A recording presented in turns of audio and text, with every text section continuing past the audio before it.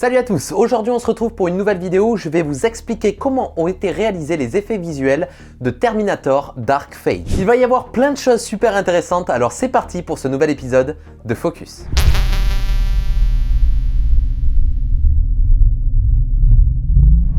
Terminator Dark Fate, alors je ne sais pas ce que vous en pensez, mais moi je ne l'ai pas trouvé très bien. C'est ce que j'appelle un film spectacle, ça veut dire que le fond de l'histoire n'est pas très ouf, mais tu en prends plein la tronche parce que les visuels sont juste incroyables. Et ça tombe bien parce que dans Focus, on s'intéresse à ça. On s'intéresse aux images et à comment elles ont été réalisées. Le film Terminator est réalisé par Tim Miller. Il a entre autres réalisé le film Deadpool.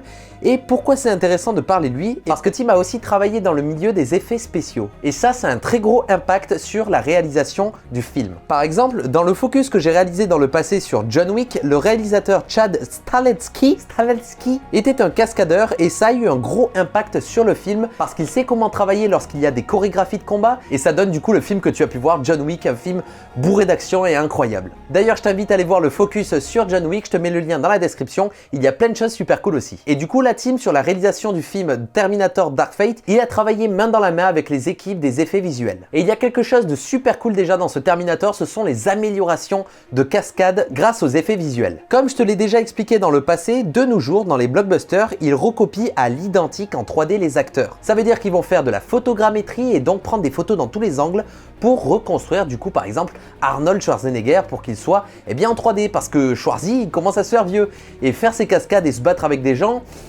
c'est pas très ouf pour son cœur et un acteur à la réputation de Schwarzenegger, on va essayer de le mettre en danger le moins possible. Alors comme tu as pu le voir dans Terminator Dark Fate, parfois Schwarzy il met des droites à des mecs et tout.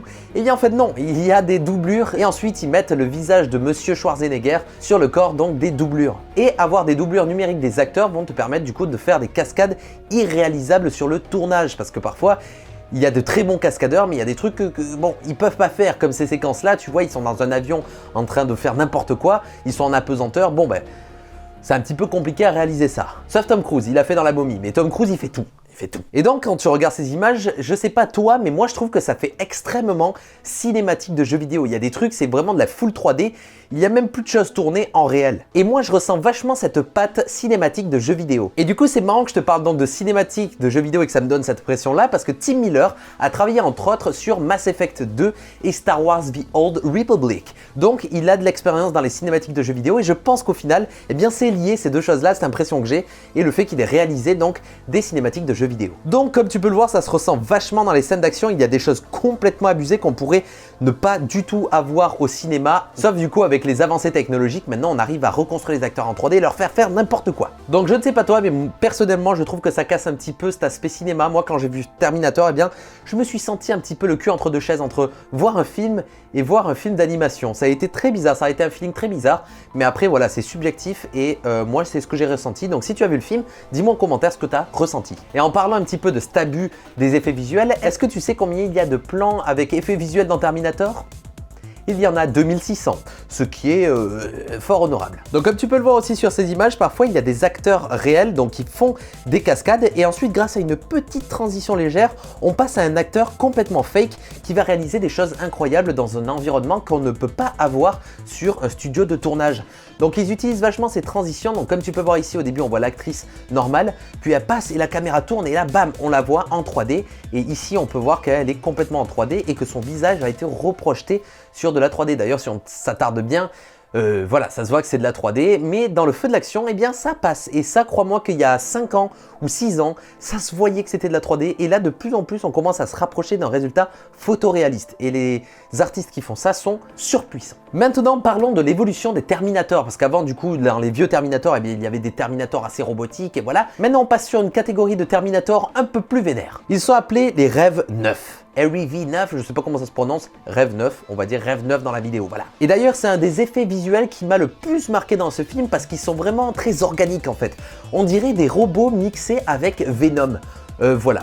Mais alors comment ont-ils fait pour réaliser toutes ces choses? Eh bien à la base les artistes vont animer tout d'abord des formes basiques en 3D. Et quand je dis des formes basiques, ce sont des formes solides comme par exemple un squelette ou des robots. Et ensuite grâce à des logiciels comme Houdini, ils vont faire des simulations de liquide qui vont se déplacer sur les formes qu'ils ont animées au préalable.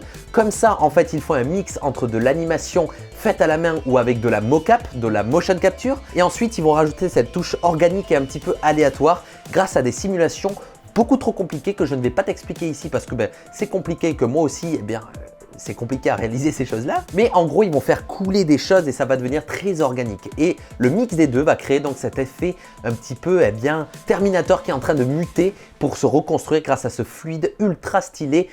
C'est génial. C'est génial, c'est vraiment mon effet préféré du film. Quelque chose qui a été très dur aussi à gérer pour les artistes a été, tu vas voir, tu vas dire what? Ça va être le métal, parce que le métal du Terminator, du nouveau Terminator est très spécial. Ce n'est pas juste un métal brillant, c'est un métal très sombre, très doux. Donc ça a été très compliqué à gérer parce qu'ils voulaient vraiment un métal noir et en fonction des conditions de lumière, eh bien ça peut devenir très gris. Et eux, ils avaient obligation, les artistes, d'avoir un noir profond.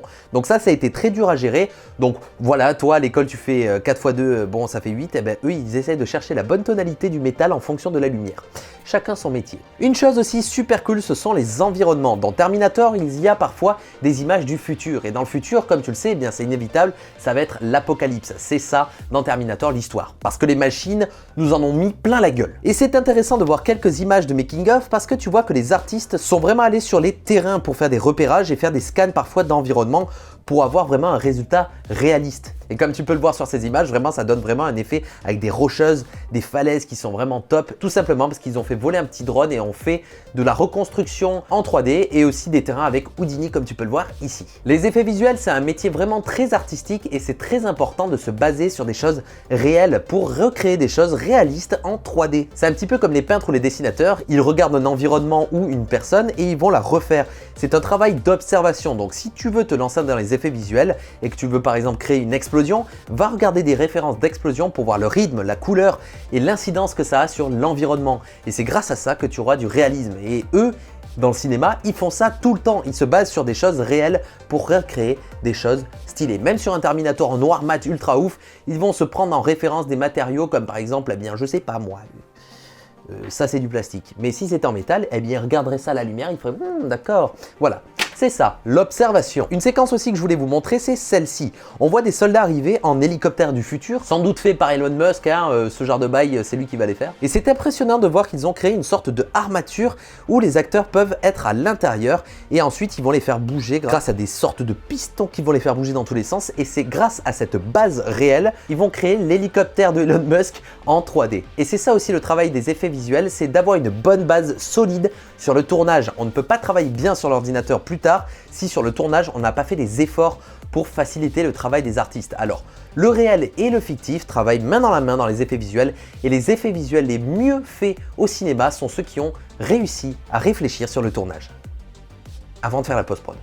Je ne sais pas pourquoi mon intonation de voix elle a descendu. Voilà, c'est la fin de cette vidéo, j'espère qu'elle t'aura plu et que tu auras appris des choses. J'essaye avec Focus de trouver des choses intéressantes à aborder dans les films parce que je radote très vite parce qu'un fond vert, c'est un fond vert, mais de découvrir de nouveaux films avec de nouveaux cas visuels spéciaux, ça me permet en fait d'aborder le truc sur un angle différent et de trouver des techniques que les artistes ont fait sur certains films et de vous les donner parce que ça bouge énormément dans le milieu des effets visuels et comme ça, moi, plus il y a de films, plus je peux aborder de choses différentes sous un angle différent avec des images différentes. Comme ça, vous voyez des nouvelles choses tout le temps. Encore une fois, j'espère que cette vidéo t'aura plu parce qu'il y a beaucoup de personnes qui me l'ont demandé sur mon Instagram. Alors va voir mon Instagram, il s'affiche juste là. Ça faisait très longtemps que j'avais pas fait un nouvel épisode de Focus. Alors si tu as des films que tu veux que j'analyse dans Focus, envoie-moi un petit message sur Instagram ou commente ici et tu mets le nom du film que tu veux. Petite parenthèse, je dois vous avouer que je fais pas souvent des Focus parce que ça m'amuse un petit peu moins que les autres vidéos où je mets la main à la pâte et j'essaye de recréer des choses ou tout simplement de créer. Mais vous adorez ça. Alors c'est pour ça que dans Focus, de plus en plus, je vais essayer de reproduire